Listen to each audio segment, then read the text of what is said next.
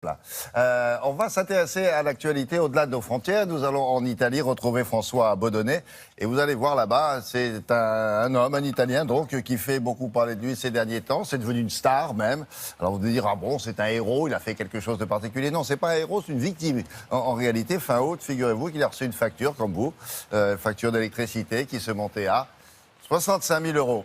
Alors il s'est assis, évidemment, puis maintenant il est en colère depuis. C'est devenu une sorte de star dans son pays. Alors, et François va vous raconter son histoire. Bonjour François.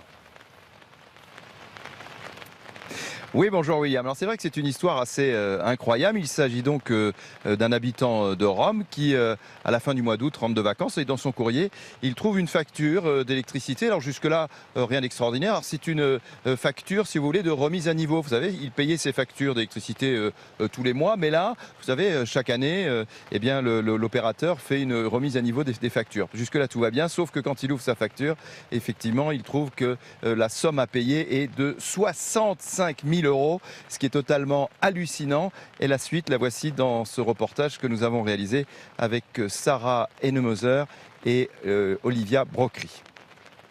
Quand il reçoit le courrier de la compagnie d'électricité, Daniele voit bien qu'il y a quelque chose qui cloche.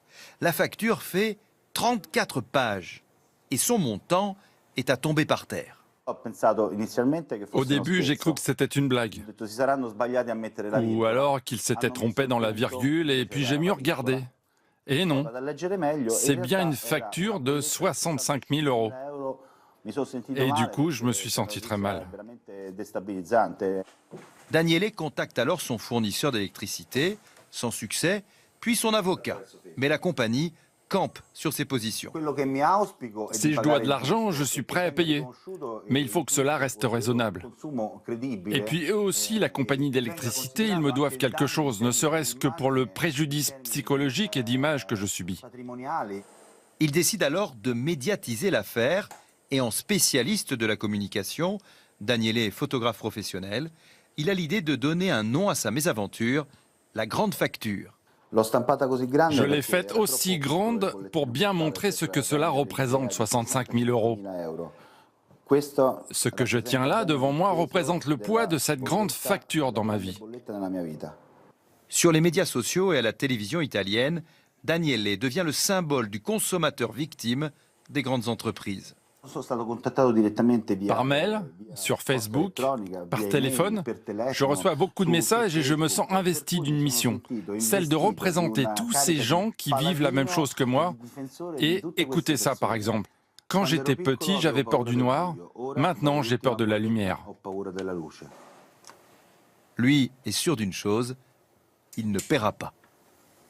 Bon, on en est là aujourd'hui, il ne paiera pas. Qu'est-ce qui va lui arriver maintenant ? Alors, William, vous savez, ce monsieur dit qu'il est très inquiet. Pour se battre contre la compagnie d'électricité, il dit qu'il a été obligé d'arrêter son travail. Hein. Il est photographe professionnel, on l'a dit dans le reportage. Bon, dans la réalité, moi, je ne suis pas très inquiet pour lui parce qu'il a tellement médiatisé cette affaire et puis c'est tellement énorme qu'évidemment, il y a une solution qui va être trouvée pour lui. Et je pense que cette grande facture, cet homme à la grande facture, ne devrait pas avoir trop de problèmes. Dis donc, il fait un temps pourri chez vous, là, aujourd'hui, non ? Ah oui, il pleut, c'est terrible, hein. Terrible. Un petit mois de septembre assez pluvieux sur Rome, vous voyez ? Merci. C'est beau quand même. Oui, c'est beau mais quand pluvieux, même. voilà. Bonne journée, François. À très bientôt.